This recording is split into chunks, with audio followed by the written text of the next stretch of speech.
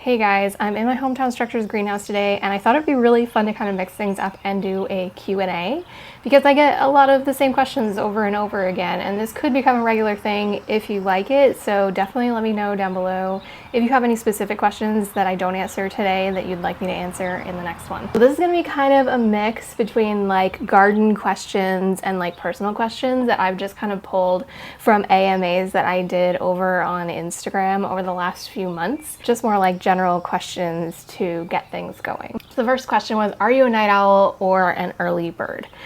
I'm definitely more of an early bird, but I will say with my arthritis and my autoimmune stuff in general, I need a lot of sleep, and I've started tracking my sleep and I'm already not getting nearly enough. But I feel so much better when I get at least 8 or even 9 hours of sleep. The only exception is if I'm in the middle of a really good book.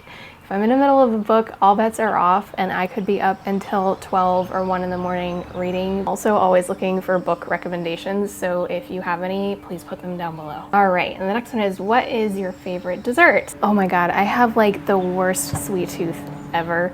I will say I don't really like cake as like a baked good. If I have to pick a baked good dessert, I would say probably some kind of like fruit pie. But number one dessert above all else is gonna be chocolate covered strawberries. And if I'm really lazy, which most of the time I am, I'll actually just take the dark Ghirardelli chocolate chips and like have a little bowl of those with fresh strawberries. We just started picking strawberries like 2 days ago, and I've been having it at least once a day. It's just so good. It's so refreshing. Nothing in the world beats a fresh picked sun-warmed strawberry right out of the garden. It's the gateway to gardening, in my opinion, because once you have a fresh strawberry, you see how easy it is to grow them and how much better they are from the store. You're never going to be able to have a store-bought one again, and you're going to have to grow them. And then you're going to wonder what else you could grow for the garden that would have the same impact. Next question was lake house or beach house? I'm more of a lake house girl. I really love kayaking and just kind of like the peace and quiet and calm of being on the lake. We do live in coastal Massachusetts, so I definitely do take that for granted, and I'm trying not to this year.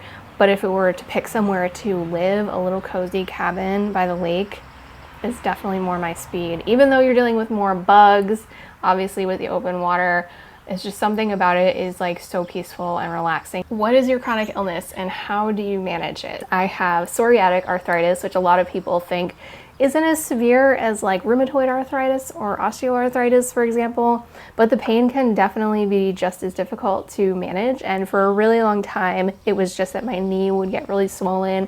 So I was able to take methotrexate as like a pill, and that worked really well for me. And eventually I did decide to come off of that for a couple of different reasons. And when I did, I was like, well, let's just see what happens. Like, it's only my knee that gets swollen. Like, it can't be that big of a deal to be off of it completely for a little while. And what happened is, I didn't realize this, but if you come off of these medications, it allows the disease to continue to progress a lot more rapidly. So it ended up spreading to like my lower back, my spine, my neck and shoulders, which has been excruciating. So after a couple of months of dealing with that, I switched over to what's called a biologic medication. It's an injectable called Enbrel, and I have to inject that once a week. It has changed my life. And so there's a lot of scary things when you start a biologic that tell you like all these crazy side effects that could happen and increased risks of certain cancers and stuff. But there's way more increased risk, in my opinion, of having that really high level of inflammation in your body at all times. So it's kind of like a tricky kind of catch-22. There's really no good answer, and you kind of just have to go off of quality of life. And it's a very personal decision. Like, a lot of people ask me what specific medication I am on for my arthritis, but I can't, like, I'm not a doctor. I can't tell you exactly what's gonna work best for you. A lot of times with the disease progression of arthritis, you kind of build up antibody response to the Enbrel or whatever biologic medication that you're on over time, and it could happen in 6 months, a year, 5 years, never. And so they have to end up switching your medications. And so this is one of my biggest fears, actually, is that the medication stops working and I end up right back where I was and having to find a new one. And eventually, like, I feel like I could run out. So it's just really like nerve-wracking, and I try not to think about it too much. Do you have any words of wisdom for a new gardener? I think gardeners tend to get really overwhelmed and bogged down in the details of things. And I would encourage you, first of all, to start really small. Start with things that you're excited to grow. Don't just grow tomatoes because everybody grows tomatoes if you're not excited about them. And really focus on learning the sensory input elements of it and giving yourself a foundation of intuition that you can go off of versus focusing on solely going by the book. The books definitely have their place, but they can be kind of paralyzing, and they can make it so you feel like there's only one right way to do things, and that's simply not the case. Like, gardening is one big experiment. It's a playground, at least in my opinion, and that's something that we should fully embrace from day one. Also, just take a lot of notes because you will make mistakes. I make mistakes every day. Having those notes allows you to turn those failures into lessons, and changing that mindset is going to make gardening just so much more fun for you. Is this your full-time job? If so, what would you do if you couldn't do this? So yes, I've been able to make this content creation thing my full-time job. If I couldn't do this, I would definitely want to work in some kind of community outreach capacity, just working in food insecurity, maybe teaching kids how to garden, something that would still be in the nature kind of space, but also really community-based and education-based. One of my big goals for the Cottage Peach is that eventually it gets large enough that we can implement some of those programs. Should Swiss chard be transplanted? I've had really mixed results with this. Swiss chard can be kind of a diva, and I haven't figured out if it's specific varieties that do better than others being transplanted. I have direct sown it and had more success with that. But this year I did all transplants from the farm and they were fine. I think it's pretty sensitive to root disruption. So if you're gonna get it as a start, you don't wanna get it where the cells have like 10 seeds in one pack and it's already really root bound, because in the process of like ripping those seedlings apart, you're gonna do a lot of damage and stunt the growth of the plants. What did you do before this, or how did you learn how to create content?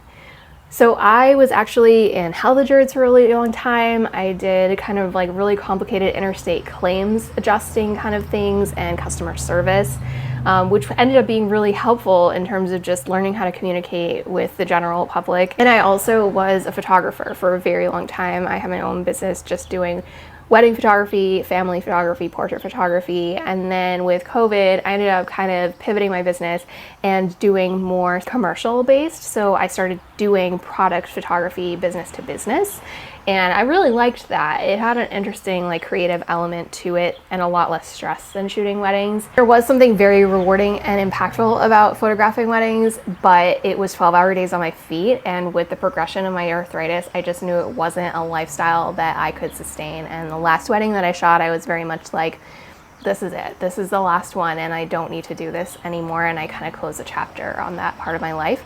But it left me with a really useful skill set in terms of being able to use cameras and stuff. Still was a big learning curve to switch over from photos to video, but I think we got there. I think we're doing okay. How can I grow pumpkins in a small space? Pumpkins can be really great to grow in a small space, especially if you choose a smaller variety like a sugar pie pumpkin. I'm also doing Casperita pumpkins this year, which are tiny white pumpkins, and you can grow them vertically on many different kinds of trellises. Are you vegan? You show a lot of vegan recipes.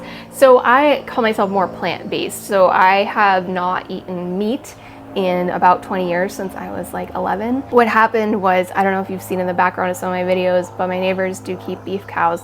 Very happy beef cows, very hardworking people, totally respect what they're doing. For me personally, as an 11-year-old, watching my parents grill burgers while you could see cows in the background, I just kind of had a weird little epiphany moment of like, this isn't for me. And I stopped eating meat then. And I haven't really gone back since. I think I had one slip up when I was like 13 and I really wanted like chicken, but after that, like I haven't really had any since then. And I developed lactose intolerance. So I tend to be kind of avoidant of most dairy products. I will have aged cheeses and ice cream, but if I can have a non-dairy version of ice cream, I will choose that instead. And so it's just something where when I'm making stuff from the garden, it just kind of happens to be that there's usually not very much of any dairy in it. And of course there's no meat in it because I am plant-based. When do you start planning next year's garden? So I really don't get into the nitty-gritty of it until probably December or January, but I'm always thinking in my head like, oh, I want to change this next year, and trying to write down notes on that so that I remember it at that time.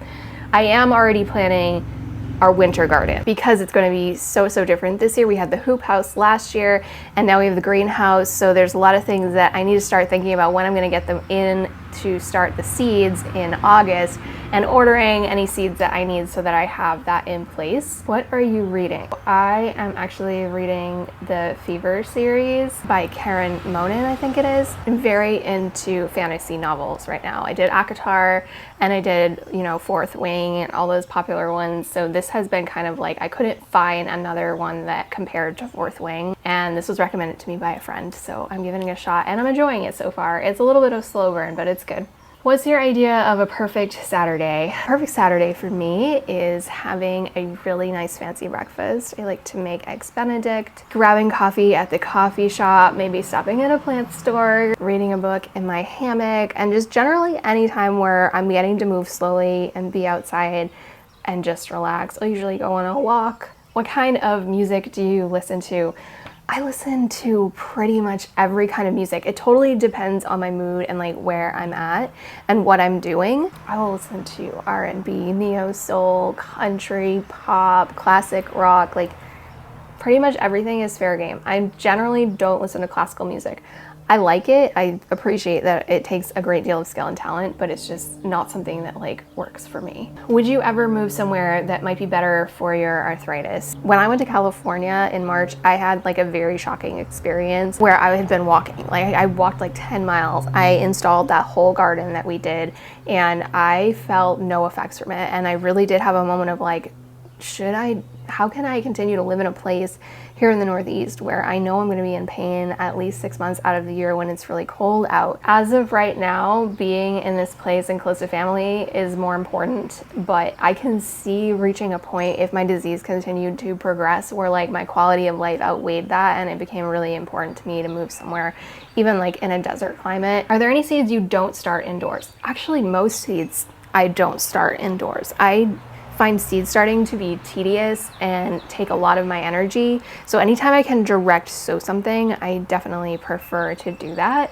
How do you keep chipmunks, etc., from eating your strawberries? Anytime I post a picture of strawberries, people are like, but my chipmunks eat all of them. Yeah, we just plant way more than we intend to eat.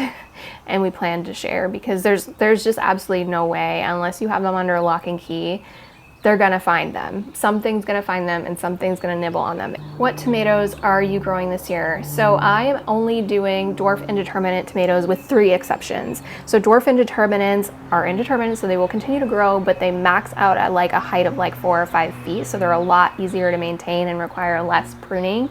And these are varieties that can be a little bit trickier to find. So I'm doing like lemon ice, brandy fed, rosella, and one other one that I can't remember, but I'm really only doing those 4 types. And then I do have a regular heirloom brandy wine that I'm doing back on my arch trellises, aroma, and one other one that I can't remember right now. My memory is terrible. I do keep the little stakes in all of them because otherwise I'll be like, I don't know what this is. Will you ever get chickens? Chickens are definitely on my list. Meg is always trying to convince me to get chickens. I would love to have chickens, but I am concerned about the upkeep and taking responsibility for that many little lives. We already have the 2 cats, and the idea that I'm gonna have to be, you know, keeping them in and out of the coop all the time. What if I have a flare? I'm just worried about the maintenance aspect of it, and I'm worried about the predators too, because we have a lot of hawks here, and I would want to make sure I had the coop made as predator proof as possible. And so it just felt like a really big project to be taking on this year on top of like the huge garden build that we just did in the greenhouse. So maybe next year, maybe. What is the significance of your tattoos? For the longest time, I only had 1 tattoo. I had a tattoo from 10 years ago that was some petunia flowers that I got when my dog Petunia had passed away. And I have, in those past 10 years, really wanted to get more tattoos. I wanted to do this whole garden sleeve that I've been working on. So it's been in my head for a really long time, and it's just been something where I haven't been able to justify putting the money toward it. Like, I've been kind of hustling, trying to get my business off the ground, and this is the first year where I felt like in a place comfortable financially where that's something I'm willing to spend some money on. For me, it's really like a body positivity thing. Like, it's a way that I'm expressing myself and celebrating my body, when a lot of times I do have kind of a negative relationship with my body because of my autoimmune conditions. It's like, can't you just work right? They are all pretty much like nature themed because that's something that is just really significant to me in my whole life. So anytime I get a tattoo, it has some kind of meaning. Like, I have a sun and moon for my dad. I have hydrangeas for my mom. Some of them have meaning like that, and some of them are just more just like, I have a peach because I'm the cottage peach. I have a bee because I keep bees. What is the best time of day to water the garden? I'm gonna get some heat for this, but the best time to water your garden is when you have the time and energy to water your garden. Now, I know there's a lot of rules around this, and the idea is that you're supposed to water in the morning, I guess, because it's better for, like, things will dry out and you won't get as many fungal diseases. But if you think about it, it's going to rain when it rains, right? Nature doesn't have a schedule for watering things, so why is it so important that we do too? Of course, there's best practices, but when you kind of get mired in those rules, it can be paralyzing. So I always say, like, the best time to water is when you can. Do you have a pond, or will you add one? We don't have any water features on the property. We'd like to add some kind of small water feature in the greenhouse over the winter for humidity reasons, so that may be a project that we do. But that's like a down the road, like, dream thing that I don't know if it's gonna ever happen, but it would be nice. Favorite herb to grow, and how do you use it? So my favorite herb to grow is basil. I grow probably 40 basil plants every year because I make a lot of pesto and then I freeze it. What did you end up doing about the ants? So we have had so many ants. Normally I don't care, they aerate the soil, it's not a big deal, but because of all the excavating that ended up happening when we put in this gravel pad for the greenhouse, ants have been really out of control because I love that disturbed soil. And there was no grass or greenery of any kind to prevent them from making a home here. So I did end up making homemade ant bait traps out of borax and sugar water, soaking cotton balls in that and placing them around, and it seems to work really well. I feel terrible for doing it, and it's not something I'll be doing on a regular basis, but it was necessary because we're just out of balance with the amount of ants that we have right now. When will you harvest honey? I don't actually know. I'm hoping maybe next month, late next month. We'll see. It depends on how quickly the bees fill things up, and they're moving pretty fast right now, but I don't want to get my hopes up.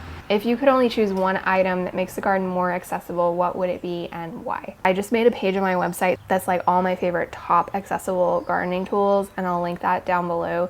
But I think if I had to pick one, it would probably be the green stalk because it's the most affordable, so it's most accessible in that regard. And it really does make the biggest difference in terms of quality of life in the garden. It's so much easier to water, to maintain, to grow plants really big effectively because you control the soil quality, and pests can't really get up in it. Like, slugs don't really climb it, so if you are having problems with like slugs eating your strawberries, you could do a whole strawberry tower and that would pretty much prevent the issues. All right guys, that was all I had for today. Put your questions for me for the next Q&A down below. Thank you so much for gardening with me, and happy growing.